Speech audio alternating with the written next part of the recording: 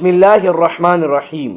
اسلامی مہینے میں عشرہ ذی الحجہ یعنی حج والے مہینے کے پہلے 10 دن جو ہے وہ بہت قیمتی ہے اور مسلمانوں کے لیے بہت فضیلت والے ہیں، اور اللہ کے ہاں بھی اس کا بہت بڑا مقام اور فضیلت اور برکتیں ہیں۔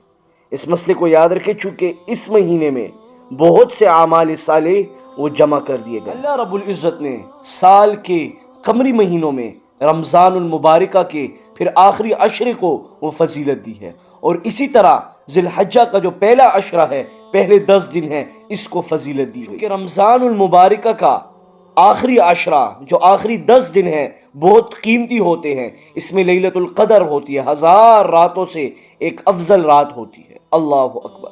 اسی طرح ذی الحجہ کا جو مہینہ ہوتا ہے، جو پہلا عشرہ پہلے 10 دن ہوتے ہیں، وہ بہت قیمتی ہوتے ہیں، اور یہ پہلا عشرہ ذی الحجہ کا اللہ اکبر بہت قیمتی ہوتا ہے۔ اللہ تعالیٰ اس دنوں میں محبتیں کرتا ہے، اللہ تعالیٰ کے ہاں اس کی بہت فضیلت اور بہت بڑا مقام ہے، تو یہ نیکی اور تقوی والا ہے، اس کو ضائع نہیں کرنا، نیکیاں اور عبادات بہت کرنی ہیں۔ اور اس بات کو بھی یاد رکھے کہ اللہ رب العزت اس 10 دنوں کی قسم اٹھاتے ہیں، والفجر ولیال عشر۔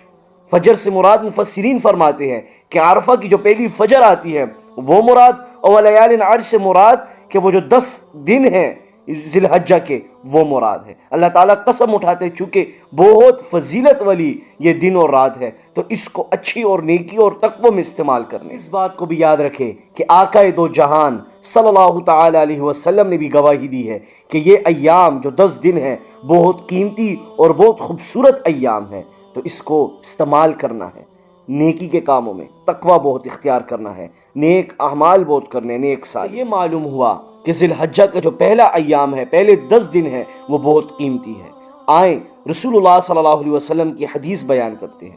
حضرت عبداللہ ابن عباس رضی اللہ عنہ سے روایت ہے کہ رسول اللہ صلی اللہ علیہ وسلم نے فرمایا کہ ذی الحجہ کا جو پہلا ایام ہے، پہلے 10 دن ہے، پہلا عشرہ ہے، اس کے اعمال نیکیاں پورے سال کی نیکیوں سے افضل ہے۔ مطلب مراد یہ کہ ایک شخص جو ہے سارا سال نیکی کر رہا ہے، اور جو ہے وہی شخص جو ہے وہ ذی الحجہ کا جو پہلا عشرہ ہے اس میں عبادات کر رہا ہے، تو وہ باری ہے، چونکہ فضیلت دی گئی ہے۔ جس طرح رمضان المبارکہ کا آخری عشرہ وہ جو ہے باری تھا اور برکت اور فضیلت اور افضل تھا، اسی طرح ذی الحجہ کا پہلا عشرہ پہلے 10 دن وہ بہت قیمتی ہے۔ رسول اللہ صلی اللہ علیہ وسلم نے فرمایا جو حج کر رہے ہیں ان کے لیے مبارکباد ہے۔ اے صاحب، اگر آپ صدقے دل سے حج کر رہے ہیں اور جان و مال لگا کر، اور صاحب دوسری بات یہ کہ آپ نے غلط گوہی اور گفتگو اور فضول حرکات اور سکنات چھوڑ دی، تو رسول اللہ صلی اللہ علیہ وسلم نے آپ کو خوشخبری دے دی کہ وہ شخص اس طرح صاف ہو جاتا ہے اس طرح ماں کے پیٹ سے اب نکلا ہو۔